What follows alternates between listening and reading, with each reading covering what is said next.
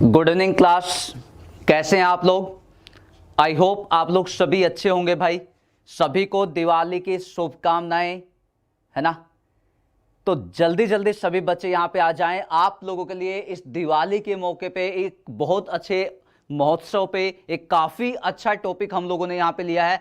आज की क्लास में हम लोग बेसिक भी पढ़ेंगे और बेसिक के साथ साथ में हम लोग टॉपिक को भी कंप्लीट करने वाले हैं ना। तो बेसिक के साथ साथ में हम टॉपिक को पढ़ने वाले हैं। टॉपिक का नेम आपको मैं बता देता हूं। टॉपिक आज जो हम लोगों ने लिया है एक ऐसा टॉपिक जहां से आप लोगों ने SBI 19 का एग्जाम देखा होगा भाई। तो 3 क्वेश्चन एक ही टॉपिक में से पूछे गए थे। टॉपिक का नाम है कंडीशनल सेंटेंस, है ना। तो कंडीशनल हम लोग यहां पे पढ़ने वाले हैं। बस आप लोगों का एक सहयोग चाहिएगा। जितने स्टूडेंट यहां पे आ चुके हैं बाकी सभी बच्चों को भी इन्फॉर्म कीजिए। मैक्सिमम जितना हो सकता है इस लिंक को शेयर कीजिए। एक ही क्लास में टॉपिक को कंप्लीट किया जाएगा। एक ही क्लास में हम लोग कुछ क्वेश्चंस भी समझाएंगे।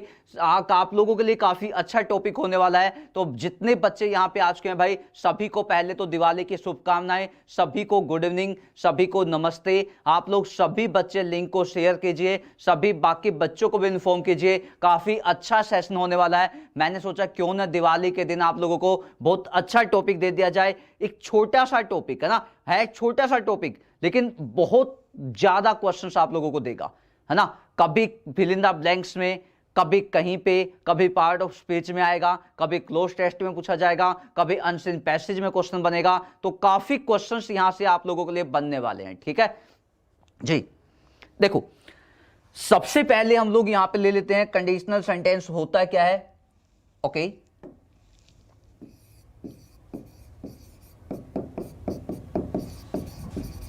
कंडीशनल सेंटेंस, ठीक है।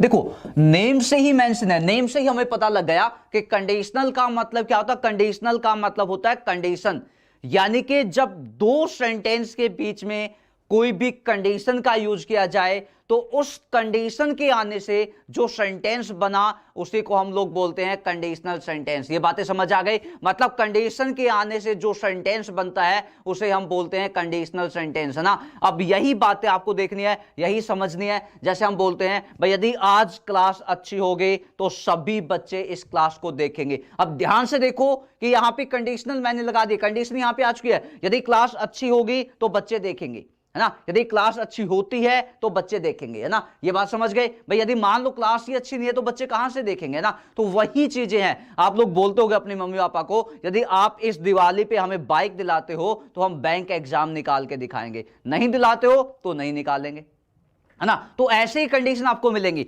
मतलब हमें समझ गया कि समझ आ गया क्या क्या समझ आ गया कि कंडीशनल सेंटेंस जब भी हम लोग देखते हैं कंडीशनल में दो सेंटेंस हमें मिलेंगे। ये सेंटेंस 1 होगा और ये सेंटेंस हमें सेकंड मिलेगा, है ना। दोनों सेंटेंस देखा जाए यहां पे सेंटेंस 1 एंड सेंटेंस सेकंड है और जो सेंटेंस सेकंड होता है वो सेंटेंस 1 पे डिपेंड होता है। सेंटेंस 1 को हम लोग बोलते हैं इफ क्लोज, सेंटेंस 1 को हम लोग बोलते हैं इफ क्लोज। सेंटेंस सेकंड को हम लोग क्या बोलते हैं, सेंटेंस सेकंड को हम लोग बोलते हैं मेन क्लोज। समझ आ गया। इसका मतलब हमें समझ आ गया कि मेन क्लोज डिपेंड होगा किस पे, इफ क्लोज पे डिपेंड होगा, है ना। अब ये बात भी समझो कि इफ क्लोज में हमेशा आपको कंडीशन मिलेगी, इफ क्लोज में हमें हमेशा ही कंडीशन मिलेगी और मेन क्लोज में हमें मिलेगा उद्देश्य। उद्देश्य बोले तो पर्पस, कोई ना कोई उद्देश्य आपको मिलेगा ना भाई। कोई भी कंडीशन यदि हम लोग लगाते हैं तो कंडीशन का मतलब क्या है, उस कंडीशन के पीछे कोई ना कोई उद्देश्य गिवन है। उस कंडीशन के पीछे हम लोगों ने कोई ना कोई उद्देश्य लिया है। यदि देखो मैंने कहा यदि हमें दिवाली पे बाइक मिलेगी तभी हम अच्छा पढ़ेंगे, तो बाइक लेने का उद्देश्य क्या हो गया कि हम अच्छा पढ़ेंगे, है ना। मतलब किसी भी कंडीशन के पीछे कोई ना कोई उद्देश्य होता ही होता है ना। तो कंडीशनल की कुछ बातें देखो मैंने आपको बता दी कि कंडीशनल हमेशा दो सेंटेंस के कॉम्बिनेशन से बनेगा। 1 is if close, second 1 is main close. एक को बोलते हैं इफ क्लोज, सेकंड को बोलते हैं मेन क्लोज। जो मेन क्लोज होगा वो इफ क्लोज पे डिपेंड होगा। ये बातें आप लोगों को समझ आ गई होंगे ना जी।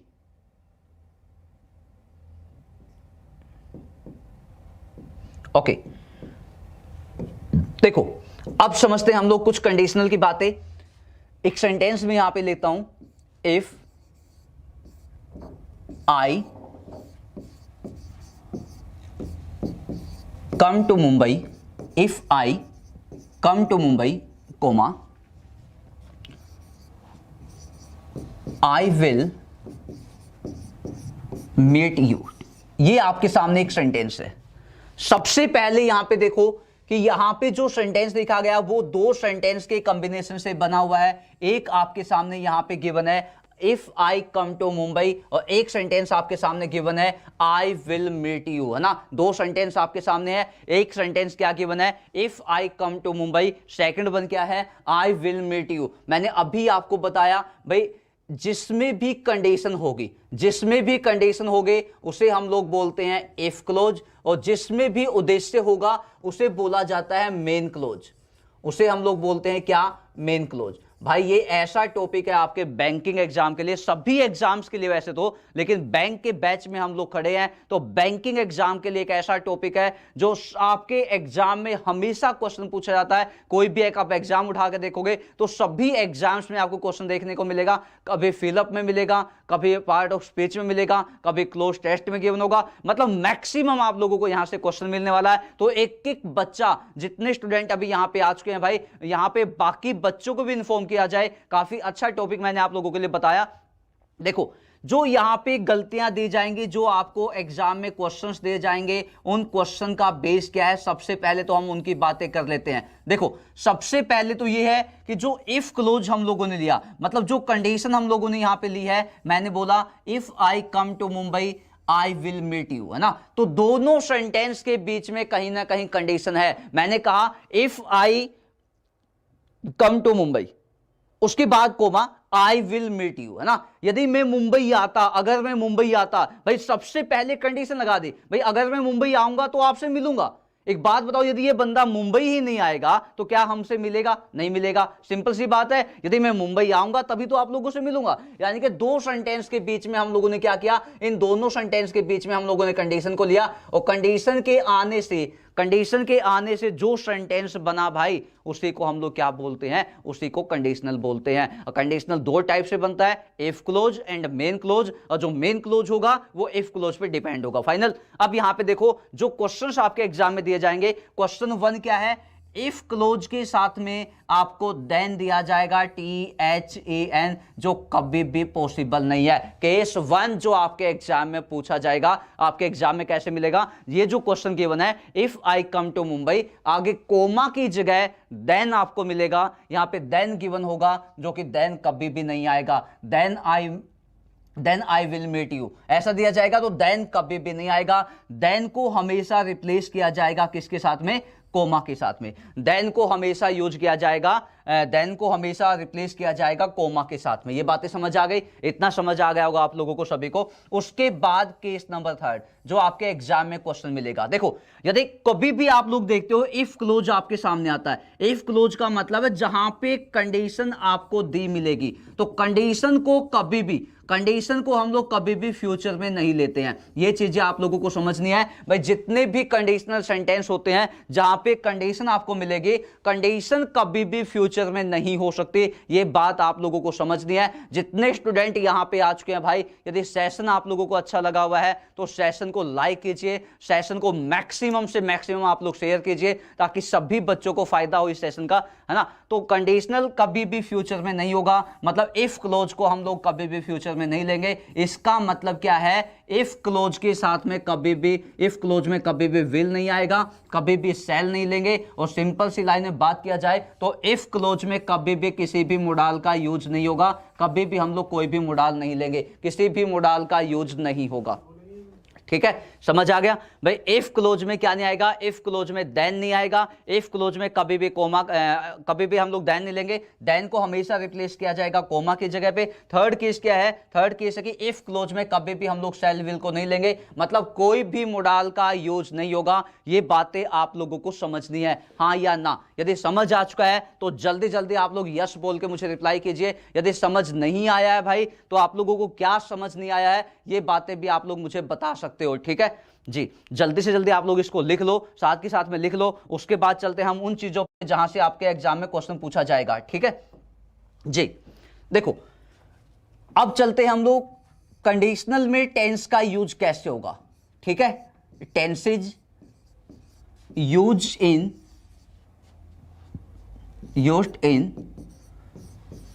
Conditional sentence.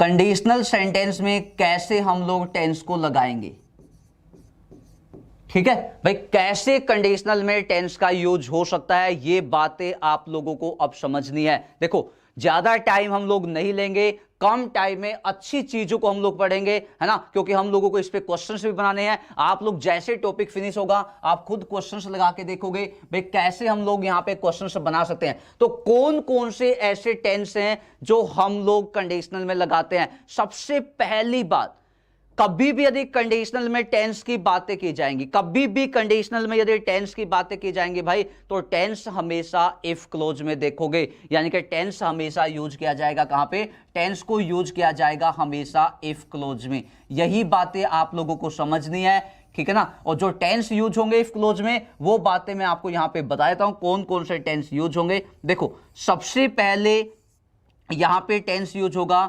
If close in present indefinite tense, indefinite tense।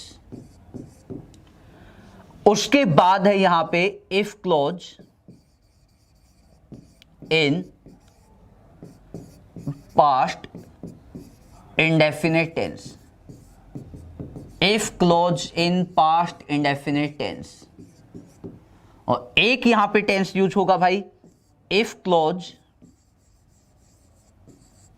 In past perfect tense, past perfect tense.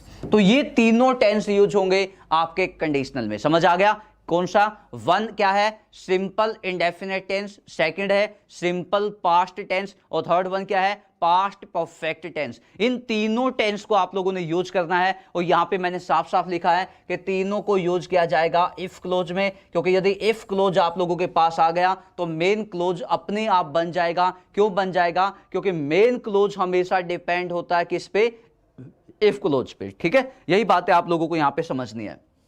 देखो अब समझो यहां पे मैं यहां पे लिख देता हूं ताकि आपका जल्दी टॉपिक कंप्लीट हो जाए। इफ क्लोज सिंपल ले लेते हैं, यहां पे इफ क्लोज हम लोग ले लेते हैं, और यहां पे हम लोग ले लेते हैं मेन क्लोज कोमा के बाद, इफ क्लोज और मेन क्लोज, ठीक है।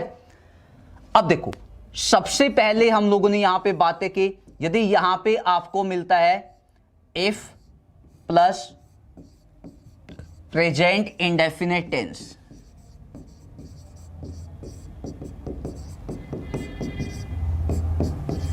तो कोमा के बाद हम लोग क्या लेंगे, कोमा के बाद यूज किया जाएगा सिंपल फ्यूचर टेंस, है ना।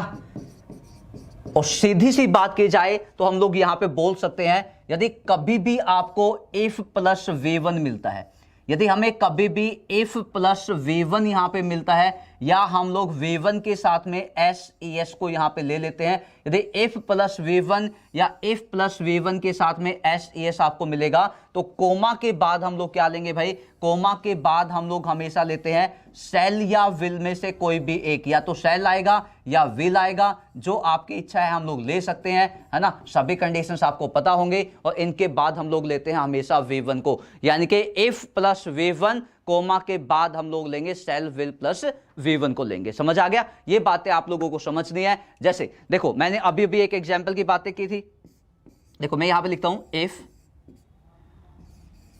आई see you, if I see you comma I will stop my bus. मान लिया कि ये एग्जाम्पल आप लोगों के सामने है ना, if I see you I will stop my bus, है ना। अब यहां पे ध्यान से देखो मैंने क्या किया, ये अब हम लोगों के सामने आ गया इफ क्लोज, और ये हम लोगों के सामने आ चुका है क्या, ये आ चुका है मेन क्लोज, है ना। If close and main close आप लोगों के सामने आ चुके हैं। अब इफ क्लोज में मैंने क्या किया, इफ क्लोज में मैंने यहां पे V1 को लिया। यदि इफ के साथ में V1 गिवन है भाई, तो मैंने आप लोगों को बताया था कि एग्जाम में क्या मिलेगा, मेन क्लोज में आपको मिलेगा विल प्लस V1 मिलेगा। यदि ये कंडीशन दोनों सेटिस्फाई है तो आपका सेंटेंस फाइनली सही है।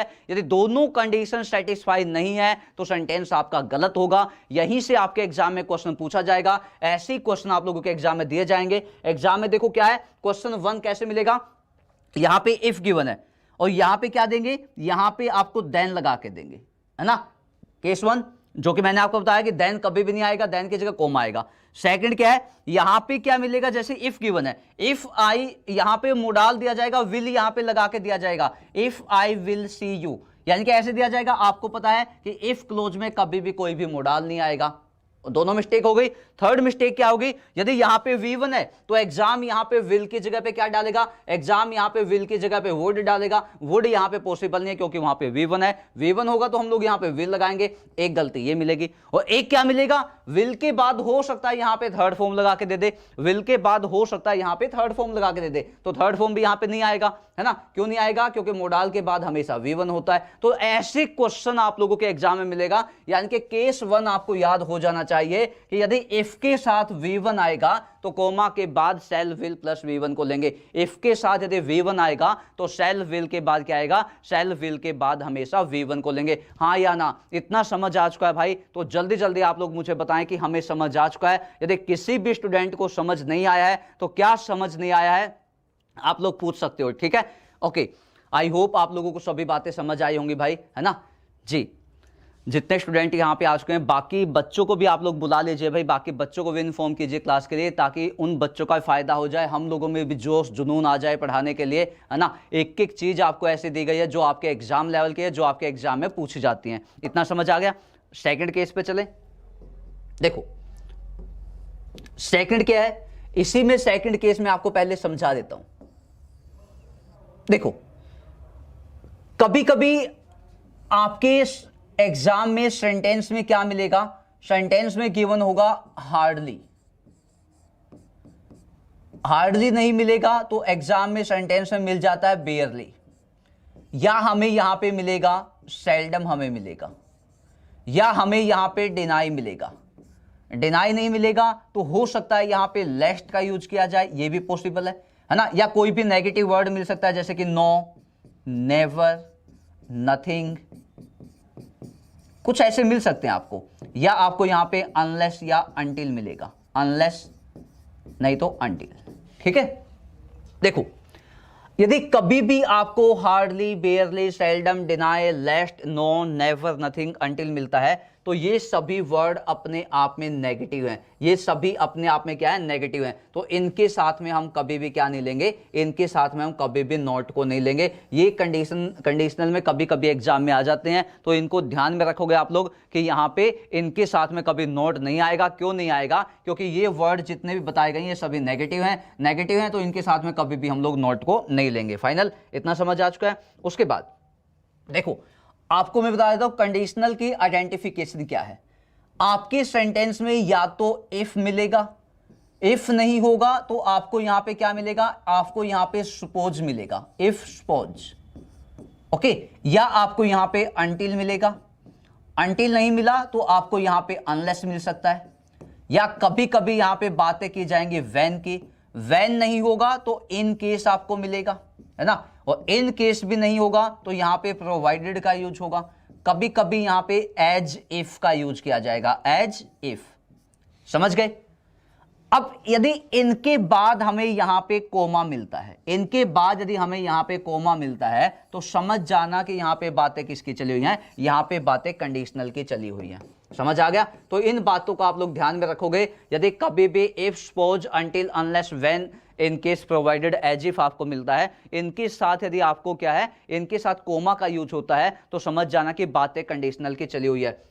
यहां से भी क्वेश्चन बन सकता है। देखो मैंने कहा मैं छोड़ने वाला कुछ नहीं हूं, वैसे भी दिवाली का दिन है भाई, है ना, कल हम लोगों की दिवाली भी है यहाँ पे, तो दिवाली का दिन है तो हम लोग क्या है एक एक चीज को ऐसे समझाएंगे जैसे कि आपको लगेगा कि यार बंदे ने काफी अच्छी मेहनत की है समझाने के लिए, एक एक पॉइंट को अलग अलग अलग अलग समझा के रख दिया है ना, एक एक पॉइंट को हम लोग यहाँ पे लेंगे। सेकेंड केस देखो, कभी कभी आपके एग्जाम में क्या होगा, इफ या सपोज को एक साथ में लिखा जाएगा, इफ या सपोज को एक साथ में दिया जाएगा, तो इफ और सपोज दोनों एक साथ में कभी भी नहीं आएंगे। ये चीजें आप लोगों को बिल्कुल याद रखनी है कि दो कंडीशनल एक साथ में कभी भी नहीं आएंगे, दो कंडीशनल एक साथ में कभी भी नहीं आएंगे। Okay final. उसके बाद नेक्स्ट क्या है, अभी मैंने आपको बताया until and unless, until and unless की हम लोगों ने बातें की, तो ये बात भी आप लोगों को समझनी है भाई, अनटिल कब आएगा, अनलेस कब आएगा। अनटिल का यूज होगा जब बातें की जाएंगी टाइम की, अनलेस कब आएगा जब बातें की जाएंगी एक्शन की, बातें की जाएंगी कंडीशन की। तो एक्शन के केस में हम लोग हमेशा लेंगे अनलेस को, और जब टाइम की बातें की जाएंगी तो हम लोग हमेशा लेते हैं अनटिल को, है ना। मीनिंग दोनों का सेम है, मीनिंग दोनों का होगा जब तक नहीं, समझ गए, तो मीनिंग दोनों का सेम है जब तक नहीं। ओके जी, इतना समझ आ चुका है, ठीक है। अब देखो मैंने आपको बताया यदि इफ के साथ में V1 मिलता है तो आने वाले सेंटेंस में विल प्लस V1 आएगा। लेकिन एक एग्जांपल मैं आपको देता हूं जहां पे थोड़ा बहुत केस अलग हो जाता है। कैसे, देखो if you heat the ice it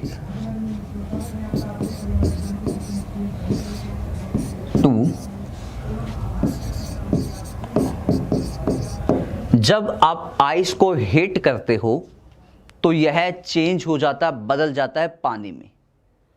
अब आप लोग क्या सोचोगे भाई, इंग्लिश वाले ने बताया है कि इफ के साथ यदि V1 है, इफ के साथ यदि V1 है तो कोमा के बाद हम लोग क्या लेते हैं, विल प्लस V1 लेते हैं। यही बातें बताई भाई आप लोगों को, है ना। तो इसका मतलब है यहां पे विल आना चाहिए, इसका मतलब ये है कि यहां पे विल आना चाहिए। लेकिन आप लोग ध्यान में रखना, ऐसा ऐसा क्वेश्चन आप लोगों के एग्जाम में फंसाया जाएगा, तो इस क्वेश्चन को भाई ध्यान में रखना। आप लोग ऐसे क्वेश्चंस को ध्यान में रखना कि मतलब जो चीजें, जो सेंटेंस, जो चीजें साइंटिफिकली होती हैं, साइंटिफिकली होती हैं, साइंटिफिकली मतलब साइंस के अकॉर्डिंग होती है या यूनिवर्सल होती हैं, बोल सकते हैं साइंटिफिक या यूनिवर्सल। साइंटिफिक कैसे है भाई, जब आइस को हीट किया जाएगा तो सिंपल सी बात है पानी में चेंज होगा, है ना। जब पानी को बॉईल किया जाएगा तो सिंपल सी बात है वेपर बन जाएगा।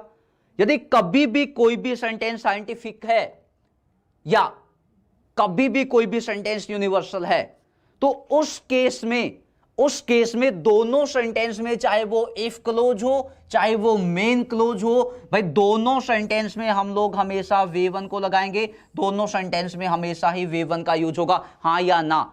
समझ आ चुका है, तो इस चीज को ध्यान में रखना। जब भी मैं क्वेश्चन आपको समझाऊंगा इस टॉपिक के, तो एक एक बच्चा, मुझे सभी बच्चों से ये याद होना चाहिए, जब भी क्वेश्चन मैं आपके सामने लेके आऊंगा तो सभी बच्चे मुझे बताएंगे कि हाँ हमें ये चीजें याद हैं, ठीक है। तो ये केस 1 है आपका, यानी कि इफ जब आपका हो, इफ क्लोज होता है जब किसमें, प्रेजेंट इंडेफिनिट टेंस में। अब हम लोग चलते हैं नेक्स्ट वन पे, इफ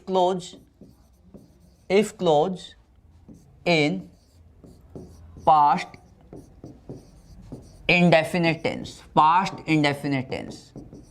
काफी इजी है ये भी, क्योंकि आपके एग्जाम में यहां से भी क्वेश्चन पूछे जाएंगे, हमेशा एग्जाम में पूछा जाएगा। यहां पे क्या मिलेगा, यहां पे हमें सबसे पहले वही कि इफ आपको मिलेगा कंडीशन के लिए, उसके बाद हमें यहां पे सब्जेक्ट मिलता है, और सब्जेक्ट के बाद यहां पे सिंपल पास्ट टेंस आपको मिलेगा, सिंपल पास्ट टेंस, यानी कि यहां पे आपको मिलने वाली है सेकंड फॉर्म, ठीक है। उसके बाद यहां पे ऑब्जेक्ट होगा, उसके बाद हमें यहां पे कोमा मिलेगा, कोमा के बाद यहां पे सब्जेक्ट आएगा, सब्जेक्ट के बाद ये सबसे मेन है, यहां पे देखोगे यहां पे आपको ऑब्जेक्ट मिलेगा, है ना, यहां पे ऑब्जेक्ट मिलेगा। अब यहां पे सबसे मेन है, आपके एग्जाम में क्वेश्चन यहीं से पूछा जाएगा भाई। तो यदि सब्जेक्ट यहां पे आ चुका है तो सब्जेक्ट के बाद में हम लोग यहां पे लेते हैं वुड प्लस V1, यानी कि हमें समझ आ गया, यदि इफ के बाद हमें यहां पे सेकंड फॉर्म मिलता है तो कोमा के बाद जो मेन क्लोज होता है, मेन क्लोज में हम लोग हमेशा लगाएंगे वुड प्लस V1 को लगाएंगे, है ना। ये बातें आप लोग ध्यान में रखना। कुछ बच्चों के माइंड में आ जाता है भाई, मान लिया यहां पे वुड प्लस V1 है लेकिन यहां पे V1 है, तो हम किसको बदलें?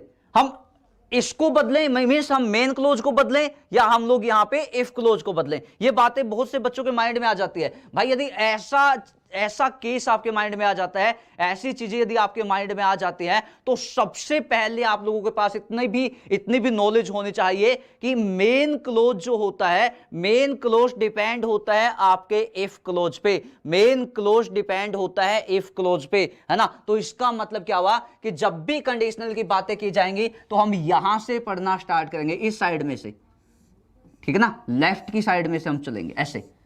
अब यदि यहां पे सेकंड फॉर्म गिवन है, यदि यहां पे सेकंड फॉर्म गिवन है तो हम उसको बदलेंगे। यदि यहां पे V1 है तब भी उसको बदलेंगे। यदि यहां पे हेड प्लस थर्ड फॉर्म है तब भी उसको बदला जाएगा, है ना। इसके अकॉर्डिंग आगे चेंज होगा, समझ आ गया। यदि यहां पे सेकंड फॉर्म मिलता है तो यहां पे हम लोग वुड प्लस V1 लेंगे। एक तो केस यहां पे ये होता है, और एक केस होता है इमेजिनेशन का केस। इमेजिनेशन का केस कैसे? देखो, इमेजिनेशन मतलब एक ऐसी इमेजिनेशन जो कभी भी फुलफिल नहीं हो सकती, मतलब इनकम्प्लीट इमेजिनेशन जो कभी भी हम लोगों की फुलफिल नहीं हो सकती। जैसे मान लिया कि लड़ाई हो गई, मैंने कहा यदि मैं आपकी जगह होता, काश मैं आपकी जगह होता तो ऐसा हो जाता, है ना। हम लोग कभी कभी बोलते काश में भगवान होता, काश में सलमान खान होता, काश में सनी देओल होता, काश में अमिताभ बच्चन होता, है ना। कभी कभी तो हद हो जाती है, कभी कभी तो हम बोलते हैं काश में एलिफेंट होता, है ना। तो ये ऐसी विलिंग है, ऐसी मतलब हम लोग बोल सकते हैं कि इमेजिनेशन है जो कभी भी फुलफिल नहीं हो सकती। और जब इमेजिनेशन फुलफिल नहीं हो सकती भाई, तो उसमें भी हम लोग क्या है, उसमें हम लोग क्या लेंगे, इफ के साथ में यूज किया जाएगा वर का। ये चीज आपको ध्यान में रखनी है। सब्जेक्ट चाहे आपका कुछ भी हो, आपने हमेशा लगाना वर। यदि सब्जेक्ट ही है तब भी यही आएगा, सब्जेक्ट आपका सी है तब भी यही आएगा, सब्जेक्ट यदि यहां पे इट है तब भी यही आएगा, सब्जेक्ट आपका कुछ भी हो, लिविंग हो या नॉन लिविंग हो, हम लोग हमेशा इसको लगाएंगे। और जो मेन क्लोज होगा भाई, मेन क्लोज आप लोग जानते हो, वर एक सेकंड फॉर्म होती है ना। तो इसके बाद भी हम लोग क्या लेते हैं, वुड प्लस V1 लेते हैं। ये केस कौन सा है, जब बातें की जाएंगी इमेजिनेशन की। देखो एक एग्जांपल मैं यहां पे आपको दे देता हूं। देखो एग्जांपल ले लेते हैं हम लोग, if see blank a bird, काश वह बर्ड होती, या काश में एक बर्ड होता, ठीक है ना। She would fly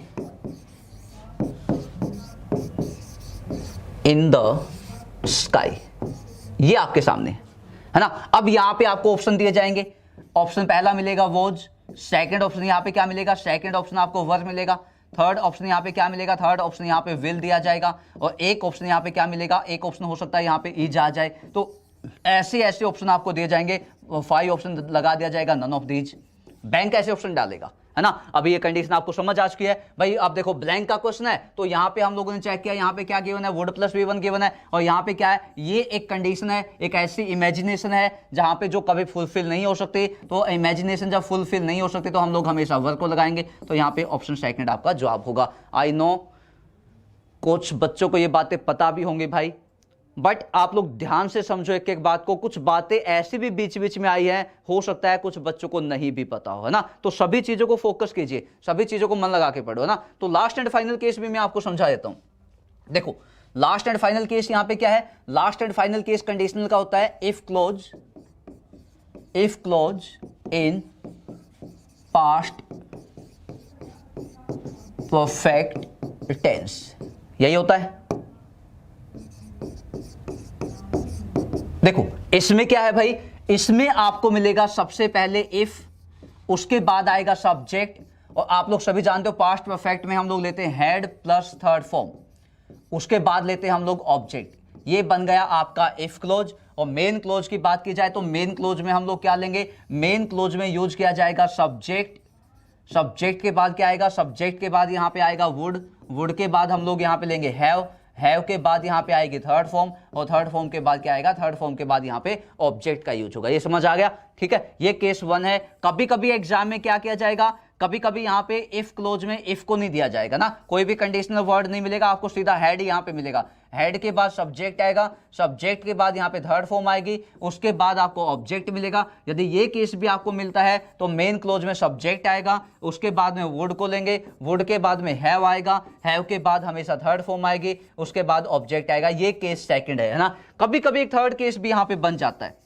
third case क्या है, यदि यहाँ पे बट फोर गिवन है, आपको यहाँ पे subject plus head plus third form कुछ भी नहीं मिलेगा, यहाँ पे ओनली आपको बट फोर मिलेगा। इसके बाद हो सकता है कोई ऑब्जेक्ट गिवन हो। यदि ये भी केस गिवन है, बट फोर का मीनिंग होगा यहाँ पे विदाउट, इसका जो मीनिंग जाएगा विदाउट जाएगा। यदि ये भी गिवन है कंडीशनल में, तो इस केस में भी हम लोग क्या लेंगे, subject plus would plus have plus third form को लेंगे। ये बातें आपको समझनी है, subject plus would have third form plus object. तो आप लोग बस ध्यान में रखो, यदि कंडीशनल में कभी भी वुड हैव थर्ड फॉर्म आपको मिलता है भाई, तो हम लोगों के पास 3 केस आएंगे। केस 1 होगा subject plus head plus third form, second case क्या होगा, head plus subject plus third form, और थर्ड केस क्या होगा, यहाँ पे बट फोर आपको मिलेगा। तो ये तीनों केस आप लोग ध्यान में रखो, ऐसे ऐसे क्वेश्चन आप लोगों के एग्जाम में पूछे जाएंगे।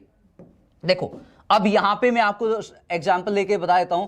If I had seen you comma I will have stopped my car. ये आपके सामने का एग्जाम्पल है ना। अब आप खुद बताओ, यहां पे देखो मैंने क्या, कंडीशनल जैसे मिला तो मैंने यहां से पढ़ना स्टार्ट किया और इसी के अकॉर्डिंग में यहां पे चला। यहां पे क्या गिवन है, यहां पे हेड प्लस थर्ड फॉर्म मुझे मिल गया। हेड प्लस थर्ड फॉर्म जैसे मिला तो माइंड में इमेज बन गई कि हेड प्लस थर्ड फॉर्म के बाद यहां पे हम लोग हमेशा क्या लेंगे, यहां पे हम लोग लेंगे would plus have plus third form, यही लेंगे। समझ गए ना। तो अब यहां पे आओ आप लोग, यहां पे क्या गिवन है, यहां पे will plus have plus third form given है, जो कि पॉसिबल नहीं है। विल यहां पे नहीं आएगा, विल को रिप्लेस किया जाए किसके साथ में, वुड के साथ में। तो ऐसे ऐसे क्वेश्चंस आप लोगों के एग्जाम में दिए जाएंगे। तो आज की क्लास में हम लोगों ने बेसिक बातें की, बेसिक चीजों को डिफाइन किया, सभी बेस को समझा भाई, है ना। बेसिक चीजें हम लोगों ने ली। अब आने वाली क्लास में, जो इसके बाद कल हम लोगों की क्लास होगी भाई, हाँ कल की क्लास में हम लोग क्या लेंगे, कल की क्लास में हम लोग कंडीशनल के क्वेश्चंस लेने वाले हैं। तो सभी बच्चे जितने भी टॉपिक मैंने आपको बताए हैं, जो मेन चीजें बताई हैं, सभी इनको अच्छे से लिखो, अच्छे से याद कर लो। देखो एक बार मैं यहाँ पे लिख भी देता हूँ आप लोगों के सामने जो मेन चीजें हैं। सबसे पहले यदि आपको कभी भी इफ प्लस V1 मिलेगा तो कोमा के बाद हम लोग लेंगे शैल या विल में से कोई भी एक, मे भी आ सकता है। जब पॉसिबिलिटी का केस होता है तो V1 आएगा। सेकंड केस हम लोगों के पास आया, इफ के बाद में यदि सेकंड फॉर्म मिलेगा तो कोमा के बाद हम लोग क्या लेंगे, कोमा के बाद लिया जाएगा would plus have plus third form को। नहीं, सेकंड फॉर्म हो गई तो हम लोग यहां पे क्या लेते हैं, हैव यहां पे नहीं आएगा, ठीक है ना। हैव यहां पे नहीं आएगा, ये बातें आपको ध्यान में रखनी है। क्या लेंगे, वुड प्लस में V1 को लेंगे जब सेकंड फॉर्म आएगा, ठीक है। थर्ड केस में क्या आएगा, इफ के बाद में हेड प्लस थर्ड फॉर्म आपको मिलेगा, तो इस केस में हम लोग लगाएंगे would plus have plus third form, would have third form का यूज होगा, ठीक है। ये केस आपको समझ आ गया। और एक इमेजिनेशन केस में इफ के साथ में चाहे कोई भी सब्जेक्ट यहाँ पे आ जाए तो इस सब्जेक्ट के साथ हम लोग हमेशा ही क्या लेंगे, वर्क को लेंगे। कॉमा के बाद जो मेन क्लोज आपको मिलेगा उसमें आएगा वुड प्लस V1 आएगा, बिल्कुल फाइनल है। उसके बाद केस 5 हम लोगों ने लिया भाई, कभी कभी क्या मिलेगा आपको, कभी कभी हमें यहाँ पे हेड प्लस थर्ड फॉर्म की जगह आपको क्या मिलेगा, इफ आपको नहीं मिलेगा, इफ हमें यहाँ पे नहीं मिलेगा, है ना। हमें सीधा क्या मिलेगा, हमें यहाँ पे head plus subject plus third form मिलेगा। यदि ये केस आपको मिलता है तो इस केस में भी हम लोग यहाँ पे क्या लगाएंगे, would plus have plus third form को लगाएंगे। इन चीजों को आप लोग याद कर लो, यहीं से आपके एग्जाम में क्वेश्चन बन जाएगा, यहीं से आपके एग्जाम में क्वेश्चन पूछा जाएगा, फाइनल है। इन सभी चीजों को आप लोग याद कर सकते हो,